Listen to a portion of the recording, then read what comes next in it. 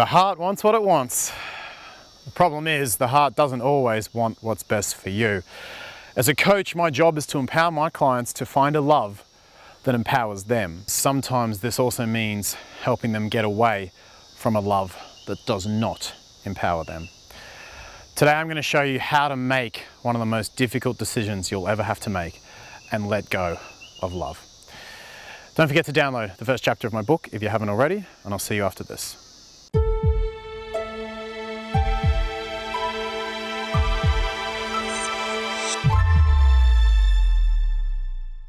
I'm coaching a client through this exact situation at the moment, and one of the reasons I'm so passionate about helping her through it and helping you is because I personally know how painfully excruciating this can be. You know, we get all these messages, love conquers all, love will overcome all obstacles. We watch movies where somehow the two main characters get together despite every obstacle and barrier that stands in their way. It's a beautiful message, and it messes a lot of us up.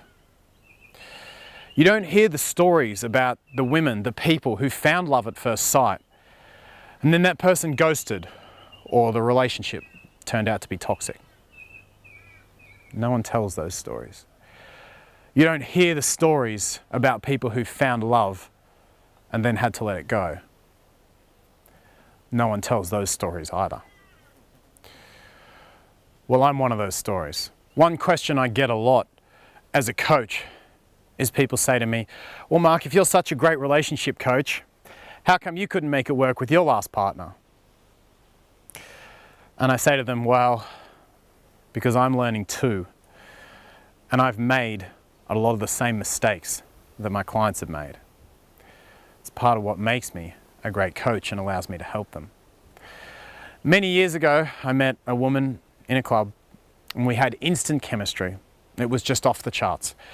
We spent that night together, and within a few months we were exclusive, and shortly afterwards, partners.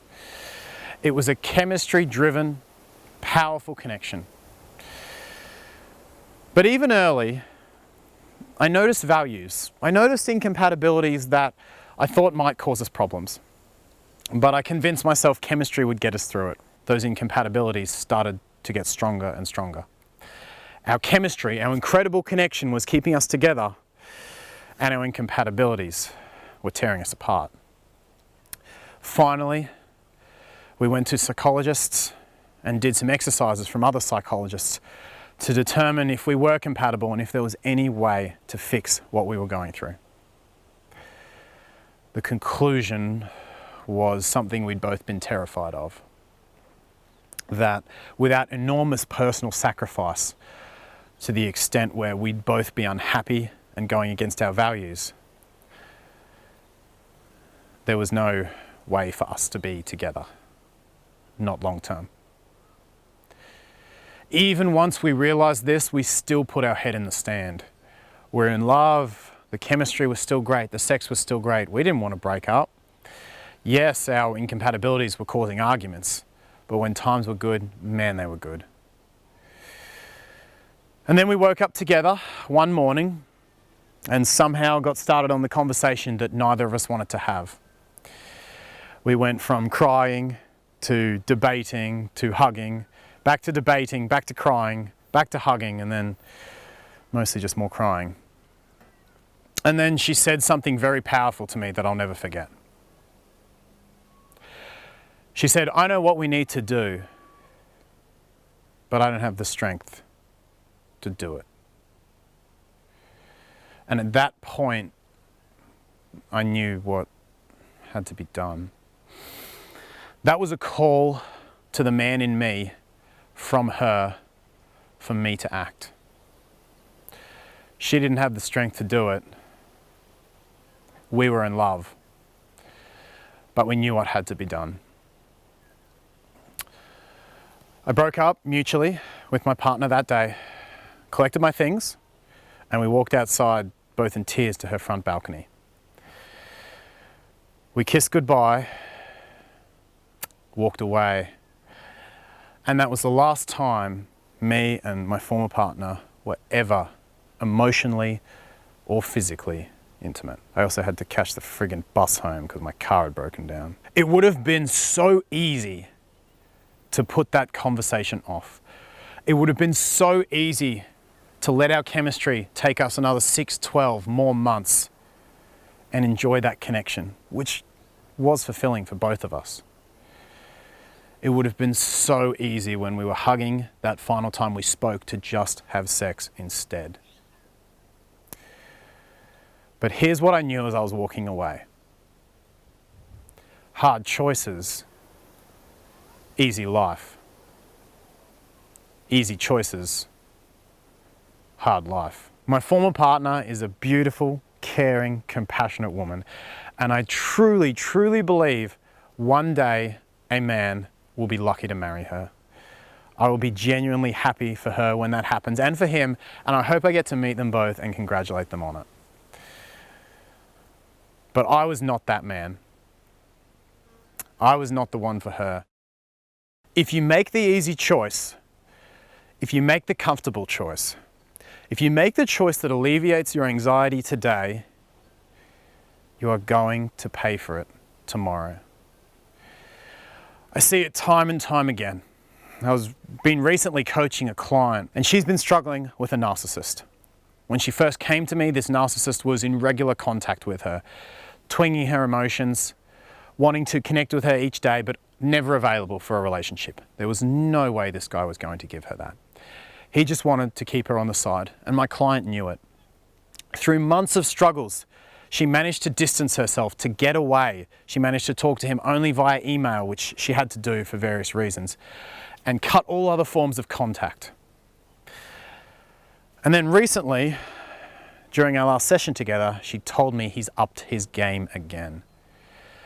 She told me he's calling me again, he's really pushing things, and she said, "Mark, I'm really struggling."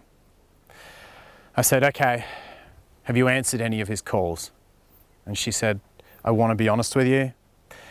I had a weak moment, and yeah, I did last week, and now I've started talking to him again. Only for short periods, but almost on a daily basis." And obviously my heart sank a little bit, but I said, "Okay, Sophie, this is what we need to do right now. Pick up your phone."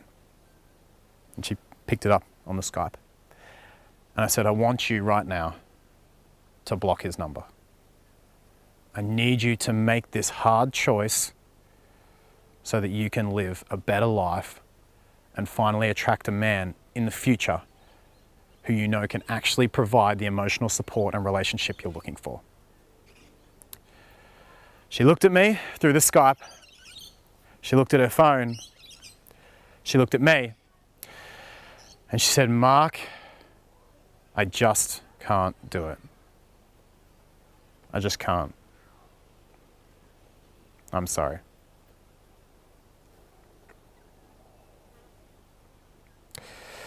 And I said, okay, Sophie, I understand." She said, it gives me too much anxiety to do so, to leave him behind and risk being completely alone. And you know, we've been through all the mindsets that Sophie needs to know to handle this. So I wasn't going to repeat those. Instead, I said to Sophie, "This is your choice.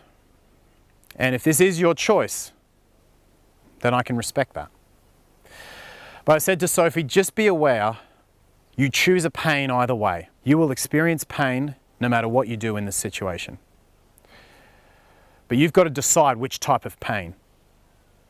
You can experience an enormous amount of pain right now when you block his number. The anxiety, the desperateness, the loneliness. You can accept all that intense pain today for a better future tomorrow. Or you can make the easy choice, keep talking to him for 5 minutes a day and accept a different sort of less intense, but much more enduring pain. And she said, "I've got a lot to think about." And I said, "Yeah, you do." Sophie was making the easy choice. It was going to lead her to a hard life. Not blocking the number was easy. She can have a better day.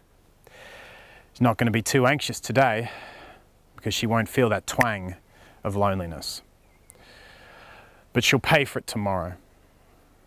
And if you have a love in your life that you know isn't right, but you make the easy choice, then you too are going to pay for it tomorrow. Now, there's different mindsets you can use to help yourself make this choice. You can say, well, I need to make this hard choice because I love myself more. You can say, well, I need to make this hard choice because I know it's actually what's best for my partner and my partner's happiness to let them go.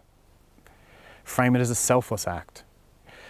You can say, I know I need to make this choice because I've ticked all the boxes, I've been to psychologists, I've done every exercise, we've tried to work on it, I've left no stone unturned, and now I need to make the hard choice.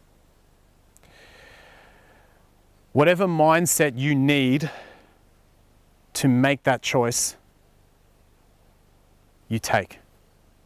Figure out what it is. But in the end, it comes down to this. Hard choices, easy life. Easy choices, hard life. For me, letting go of my love was a hard choice. And because me and my partner were brave enough to make that choice together, now we both get to live happy and easier lives. If you want the same, then make the hard choices that you know you need to make. Well, that's the video. Thank you for watching. I'd love to hear your thoughts on it, comments, questions, etc. Put them all in the space below. Hit that subscribe button if you enjoyed with the little bell, and the thumbs up video, of course, thumbs up button on the video. And don't forget to download the first chapter of my book. I would love for you to read it and give me your feedback. The link is available in the description below. Thanks again for watching, and I'll see you in the next video very soon.